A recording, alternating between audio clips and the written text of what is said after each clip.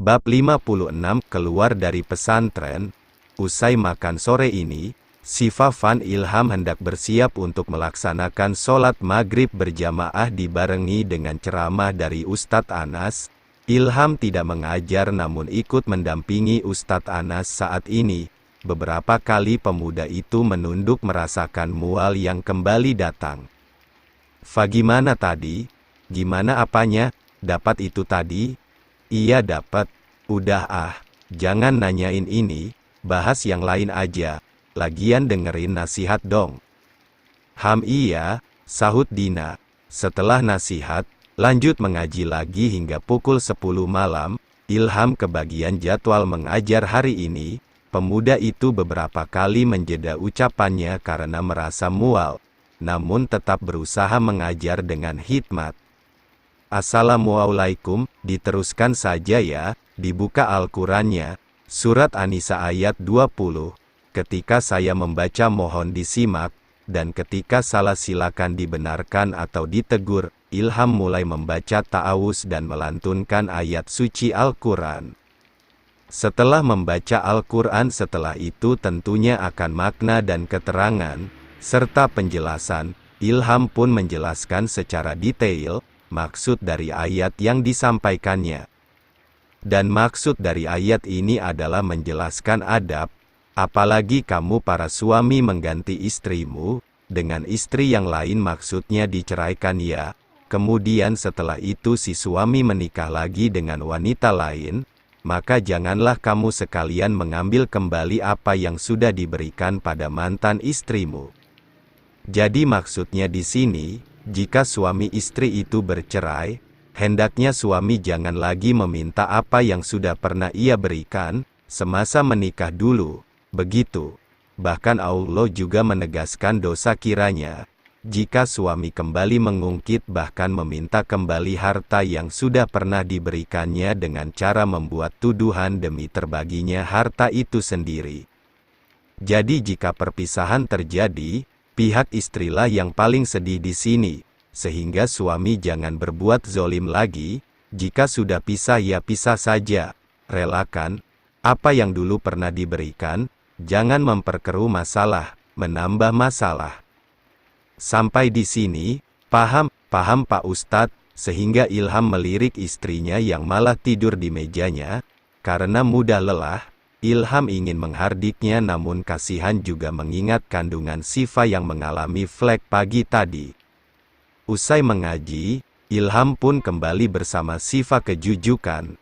Keduanya akhirnya bisa bersantai menunggu waktu tahajud tiba. Syifa yang akhirnya bisa beristirahat gegas keranjangnya, meluruskan kaki yang lelah, sedangkan Ilham langsung ke toilet karena mual.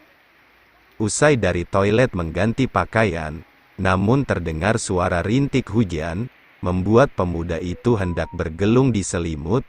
Keduanya saling memeluk dan hendak menautkan kecupan, namun belum hal itu terlaksana, terdengar suara Ustadz Malik mengetuk pintu.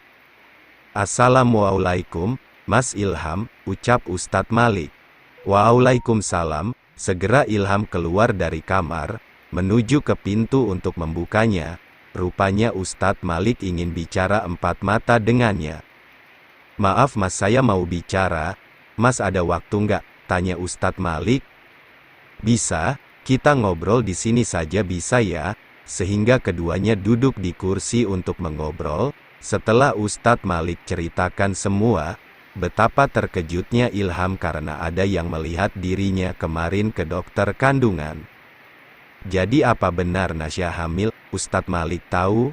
"Ada yang mengawasi kemarin dan katanya jelas sekali keluarnya kemarin bukan karena itu. Tapi karena Syifa kena musibah itu kan?" Sebentar saya bawa Syifa keluar. Sehingga Ustadz Ilham pun akhirnya menghampiri gadisnya ke kamarnya, sehingga menjelaskan soal kehamilannya yang sudah disadari oleh lingkungan pondoknya. "Sayang, ketahuan." "Apanya ketahuan Mas?" "Kehamilan adek." "Yah kok bisa, Mas, ember amat sih," protes Syifa. "Bukan Mas, tapi ada yang tahu sayang karena mata-matain kita." "Oh alah, ada mata-mata segala. Jadi gimana dong?" Aku bilang udah hamil gitu, terus aku dikeluarin dong. Terus aku nggak bisa jadi santriwati dong. Dari awal kan kita udah membahasnya. Dek, yuk keluar dulu. Ustadz Malik menunggu di teras. Mas, berarti aku nggak bisa nyantri lagi? Setelah itu Siva pun keluar. Mereka duduk di sebuah kursi dan membahas soal kehamilannya. Setelah bicara panjang lebar maka diputuskan untuk memberhentikan Siva untuk tak lagi mengikuti kegiatan santri, dan otomatis Siva harus berhenti dari pondok. Ini demi kebaikan bersama Mbak. Lagian kegiatan di pondok itu sudah terjadwal, takutnya sampeyan kelelahan sehingga membahayakan calon bayi sampeyan saat ini. Itulah makanya alangkah baiknya untuk berhenti Mbak. Ustadz Malik berusaha mengatakan dengan hati-hati karena takut menyinggung Siva. Terlebih perasaan ibu hamil itu kan sensitif. Kalau itu yang terbaik, bukan masalah jika saya harus berhenti, ucap Siva merasa tercekat, namun mau bagaimana lagi, itulah aturannya.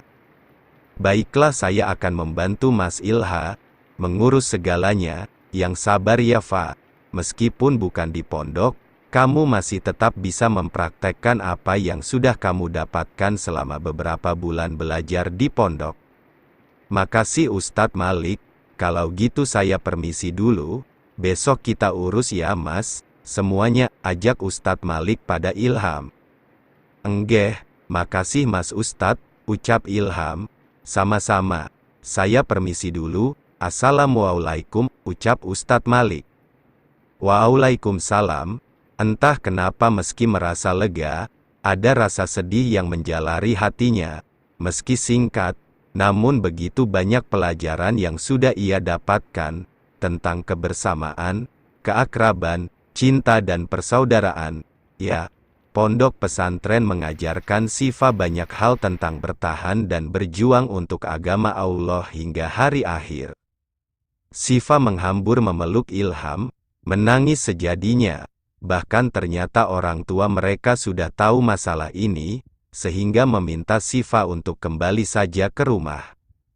Jadi orang tua kita udah tahu Mas? Iya, Mas kok baru cerita? Mas juga baru tahu dari Ustadz Malik sayang. Fiuh, meskipun aku udah nggak nyantri lagi, aku masih tetap bisa belajar agama kan? Bisa banget, mau belajar sama Mas? Mau Mas? Alhamdulillah. Ya udah sekarang istirahat ya. Iya Mas, sedih aku rasanya. Sabar ya, Allah pasti udah menyiapkan sesuatu yang lebih indah untuk adek. Besok pamitan dulu sama kawan adek, Ustadz dan Ustazah, Bu Nyai, baru kita kembali pulang. Iya Mas, yuk tidur, jangan kecapean ya, ajak Ilham sehingga Siva pun akhirnya tertidur dalam dekapannya. Ilham juga sebenarnya sedih, namun mau bagaimana lagi, kenyataannya, memang demikian. Siva sudah hamil, tidak ada yang berbelit, dan aturan sudah ada, tidak mungkin dibuat sendiri, dengan menarik kesimpulan sendiri. Semoga meski bukan di pondok, adek bisa tetap istiqomah ya, harap Ilham kemudian ikut terlelap bersama gadisnya saat ini. Keesokan harinya, Siva yang sudah bersiap pergi pun pamitan dengan semua temannya di asrama putri. Tangis pecah saat itu juga ketika Siva memutuskan untuk menyudahi nyantri di pondok. Fa, padahal kita suka banget loh sama kamu. Kamu baik banget Fa, orangnya kok cepat amat udah hamil aja. Sehat terus ya, Bumil dan bayinya semoga dapat bayi kembar amin. Harap afiat. Amin. Makasih doanya ya. Siva dipeluk teman satu campnya, tak lupa berfoto juga saat ini, sehingga begitu banyak foto memenuhi galerinya. Din, semangat ya, nggak ada lagi deh yang usilin kamu hehe. Abisnya kamu cepat amat mau kasih aku ponakan, nggak apa-apa Fa, yang penting ibu dan bayinya sehat ya. Amin Din, semuanya aku duluan ya, belajar yang benar ya. Kalau sempat nanti main ya ke rumah, Sina, Afia, Medina. Iya Fa, sahut Medina, yang dimana mereka akhirnya malah nangis bareng saat ini. Siva akhirnya diantar hingga ke dekat masjid. Di masjid mereka masih kangen-kangenan hingga akhirnya Siva naik ke motornya. "Fa, kenapa naik motor? Aku malas naik mobil, Mas Ilham." "Oh alah, pisahan dong. Pak Ustadz naik mobil, lah si Siva naik motor. Malah aku yang ngilu, ya," ucap Medina. "Yuk, duluan semua, assalamualaikum," ucap Siva kemudian menggunakan jaket kulit berwarna hitam dan menggunakan helm full face miliknya dan bergegas meninggalkan pondok, tak lupa pamitan dengan Mas Damar, kemudian kembali melesat dengan kecepatan tinggi. Meski sedih, Siva harus tetap kuat. Itu karena gadis nakal itu kini punya malaikat kecil di dalam rahimnya. Itu pun Siva maksa naik motor, karena merasa ingin menangis sendirian ketika berkendara, memuaskan hatinya yang kacau balau. Karena dengan begitu itu akan mengurangi sedikit kesedihannya.